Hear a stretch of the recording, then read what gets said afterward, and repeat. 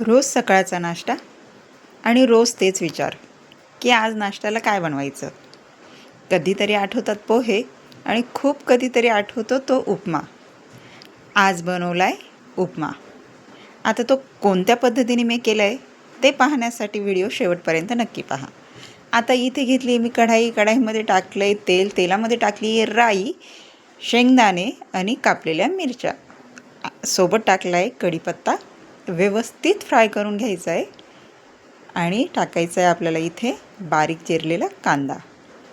हे व्यवस्थित मिश्रण ना शिजून घ्यायचं आहे, जसं की टमाटर, कांदा, मिरच्या. आता हे शिजण्यासाठी आपल्याला याच्यामध्ये टाकायचं आहे मीठ.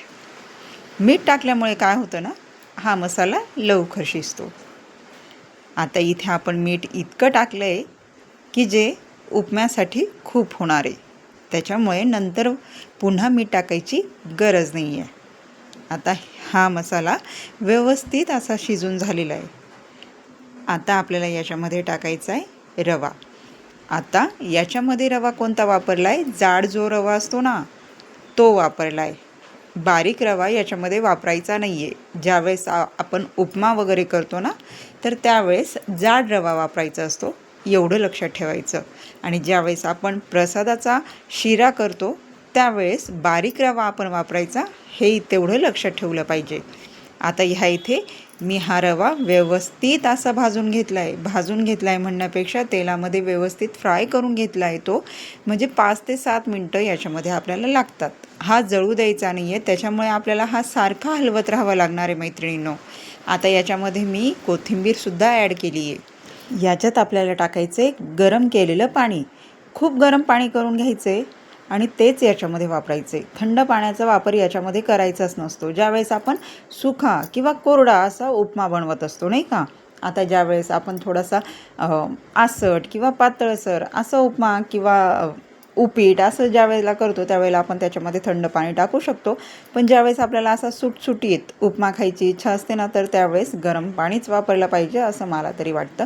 कारण थंड पाणी तेवढं याला उपयोगी येत नाही ना, त्याच्यामुळे. म्हणून याच्यामध्ये नेहमी गरम पाण्याचाच वापर करा. पहा इथे मी पाणी टाकल्यानंतर हे सगळं सामान व्यवस्थित मिक्स करून घेतलं आहे, का जेणेकरून ते चिटकायला पण नको आणि काहीच नको. आणि इथे ना मैत्रिणींनो, आज माझ्याजवळ एक चुकी झाली.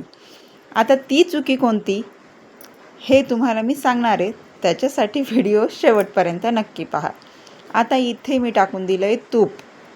तुम्हाला जर तूप आवडत नसेल ना तरीसुद्धा एकदा तुम्ही याच्यामध्ये तूप टाकून खाऊन पहा आणि नंतर कमेंट करून सांगा की हा उपमा तुम्हाला कसा लागला. कारण खूप छान लागणार आहे, तूप टाकलं त्याच्यानंतर खूप छान लागतो हा उपमा. एकदा नक्की ट्राय करा. आता इथे मी वाटीला लावून घेतलं आहे तेल आणि याच्यामध्ये टाकला आहे असा हा रवा उपमा. आणि पहा असं वाटीने मी टाकून घेतला आहे प्लेटमध्ये. किती छान वाटतं आहे बरं, कलरफुल हे की नाही. आणि हा खूप मोकळा झालेला असतो. आता मी हे तुम्हाला दाखवण्यासाठी वाटीमध्ये घेऊन अशा प्रकारे मी सर्व केला आहे. पण ज्यावेळेस आपण प्लेटमध्ये सुद्धा देतो ना तर हा उपमा खूप मोकळा झालेला असतो. ज्यांना मोकळा उपमा खायची इच्छा असते ना त्यांनी असा करून खाल्ला तर नक्की त्यांना आवडणार आहे.